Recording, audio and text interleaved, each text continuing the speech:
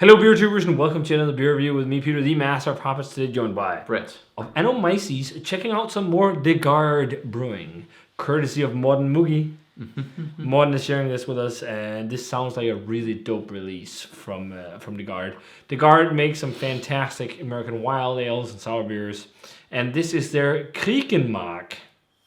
I think that's how you pronounce it. Yeah, Kriekenmaak. And this is a spontaneous wild ale aged in oak barrels for 2 years with Montmorency and Morello cherries, vanilla beans, and cinnamon. The thing Sounds fucking dope. the thing that really appeals to me about this, Morello cherries. Yeah. It's what we got in Denmark. Basically Stevensberg. Yes. Well, I think it's Stevensberg is a specific genus of Morello cherry, but it's the Danish black cherries, and they're famous in the as we said, Stevensberg format in Five Cherry wines. Yeah. And vanilla and cinnamon. That's a match made in heaven with cherries. Absolutely. So I think that'll be really good. It's 7%. Yeah. And released, pretty fresh. Yeah, released in June last year. Yeah. So it's pretty fresh. Yeah, and you could just tell, it's super pulpy and thick and dark. Really. It's it beautiful. looks like it has a very high fruit intensity. It's got a nice pink head, but it looks like a beautiful beer first and foremost. It doesn't look like a fruit cocktail. No, not with at all. These stupid, pulpy, sludgy fruit sours going on. But But this looks like what I want a really fruit-forward wild ale to be like. It looks like Moderne Dansk or something like Stevensberg. And Moderne Dansk was Bauhaven. Yeah. But if it's going to be anything like that, I'm going to be really happy just with more of these characters. But yeah, absolutely beautiful. Let's take out the aroma. Yeah. Oh wow. That smells like Riesengrün or Rieselemang. Yeah. Rieselemang. There's that cinnamon. And just vanilla with cherries. Vanilla and cherry pits. It almost makes me, just because of this dessert we've grown up with, it makes me think of rice and rice pudding. Yeah. There's nothing in there. It's just the vanilla and cinnamon cherry vibe. Yeah. It just makes me instantly think of rice pudding. Yeah. If I had Rieselemang. Yeah, sorry, If I had that as a tasting note on Untapped, I think a lot of people would be like, what? But it's just because of that sweet vanilla. But also Riesengrün, because you put cinnamon on top. Yes. Yeah. Yeah, of course, yeah. Man, it's a deep cherry character. It's really deep, dark black cherry character. Yeah. Montmorency cherries, from the top of my mind, I don't know if they're dark cherries or they're sour cherries or whatever. I think they're pretty dark cherries. Yeah, okay. But Morello is pretty much what's most famous in Europe and Denmark for using in any type of food with cherry. The other ones we have are called Fuglekirsebær, birds cherries. They're tiny. I don't know what the name is called in English. And they're much more sour and bright. Yeah. This just smells like those super deep cherries. But it reminds me of that Frederiksdal cherry character. Yeah, totally. Of course it's not as sweet because it's not a cherry wine, but it's so similar as well to Moderne Dansk, but it has such a much deeper oak character. It's such a deep oak character. Like it's such like a really nice dry, woody, almost like the woody, funky, woodsy, funky kind of thing. Because there's definitely funk, not crazy amounts, but really nice, like woodsy. But it is that old woody, But smelling this makes me understand why many American beer drinkers don't want to trade for lambic anymore, because it's so close to fruit lambic. Yeah, it smells. It's quite different from something like Moderne Dansk, but it's definitely up there in its own kind of way. Yeah. It's not the same kind of just deep heft of fruit as that one. This is a bit more balanced. But it smells fantastic. Yeah, let's try it. Cheers. Thanks, Morten. Cheers.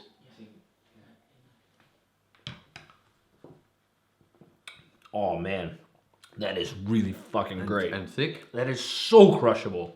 Yeah, the cinnamon is there the whole way through. Yes, and the vanilla too, and a hint of sweetness. Yeah, dry, super tannic. Yeah, but super light sourness. Yeah, light sourness, mostly barrel. Balanced sourness. Yeah. What's important with these beers?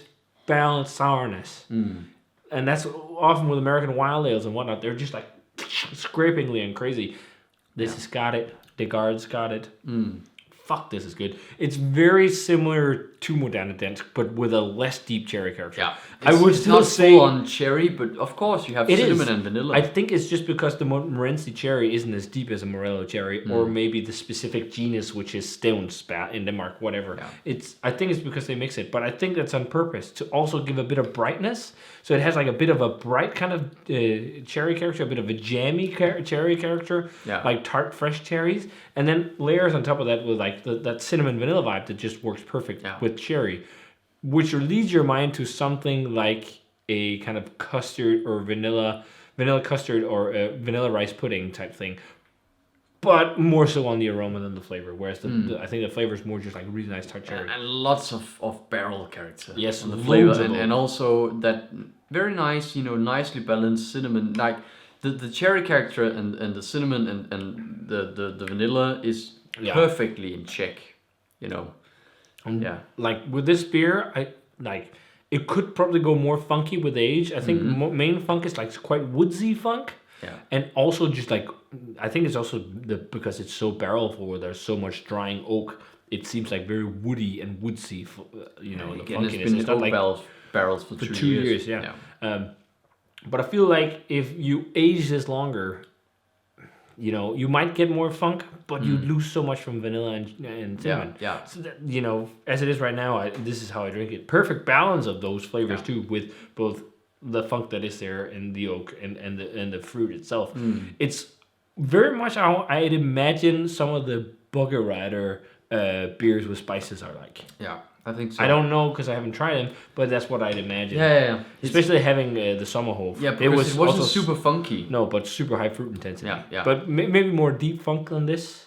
Yeah, maybe. This is good though. This is perfect after barley wine. But also it's so light. It's barely sour. It's kind of like it's just tart. Yeah, But that's what I like, and that's these kind of wild ale type beers where the sourness hasn't gone too pronounced is what I like. I think sourness isn't. It's the same idea as in lambic. If you talk to a lambic producer, and they're like, no, it's not really sour. It's about being balance and tartness and things. Yeah. If you of course have the sour. Barrels have to play in with complexity. It's not all just like crazy sharp sourness. Some lambics are like that, and it depends on what kind of acid. Mostly raspberry sours. Yeah. Or raspberry lambics. Yeah, and it depends on the fruit, but this is how I want to drink a beer like this. Like it's funky, it's sour without being. It's just I think it's just all about balance. Whereas in other styles, I can accept unbalance a bit more. But I'm getting to a point with sour beer that it has to be like really well balanced for me to go top tier. And for me, this is a top tier sour beer.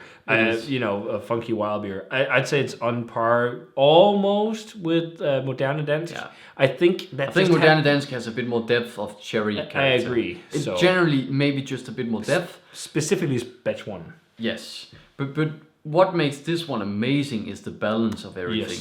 Yes. It's the balance of barrel, the balance of cherry, vanilla and cinnamon character. 100%. It's perfectly balanced. Yes. I would just like a bit more depth maybe from the cherries. Yeah. Just a bit more of that, really, and I think you could get that character. And I think you can get. Yes, and I think you could get that from only Morello cherries. Yeah. So, but I think as it is right now, it's still world class. It's fantastic. Yes. It's the 96-97 range. It's on par with batch 2 of Moderne Dansk. Batch 1 still being like one of the best American cherry beers around. Yeah, I agree. I think Moderne Dansk just at least batch 1 edges this, but it's just because it had that crazy depth and even more depth by using a cherry wine barrel that had the same. And also a bit more funk on blend 1. Yeah, but that was also older when we had it. Of course. So, But I'll go 96 on this. I think it's amazing. Yeah, it's world perfectly balanced. Just so well done. Yeah. Interesting enough, we talked about just beforehand the Bluest, which was the last Garde beer we had. It had a smoky kind of vibe. I somewhat see maybe a little bit of a dry, leathery type, almost. I see a leathery cherry thing, but just beginning. Yeah, like as if it's an early funk character. Yeah, I don't see smoke, but I see leathery. But I could imagine that leathery character could evolve into a type of smokiness with age, if that's like what their profile is. A lot of these breweries have different funky profiles. But really, really good. Thanks a ton for sharing, Martin. This is, I want to see more brewers do something like this with playing around with cherry. That balance or just wild ales and lambics like this, where you use a bit of different ingredients, not just one whatever fruit. Yeah. Because you can get some really great examples, especially when you keep balance in mind and don't go the whole super fruited kettle sour. I want to say bullshit. Way route. Sour also. Yeah. So yeah, fantastic. Yeah. If you guys can get a bottle of Kriekenmaak from the Garde, do so, because this is really dope. And if you had a chance to try one, let us know what you thought of it. And as always, remember to comment, subscribe, check out the Facebook fan page and Twitter and Instagram, and give the video a thumbs up if you enjoyed it, and ring the bell for future notifications about videos. And we're going to say cheers and delicious sour cherry beer with cinnamon and vanilla that's funky, and see you guys in another beer review. Cheers.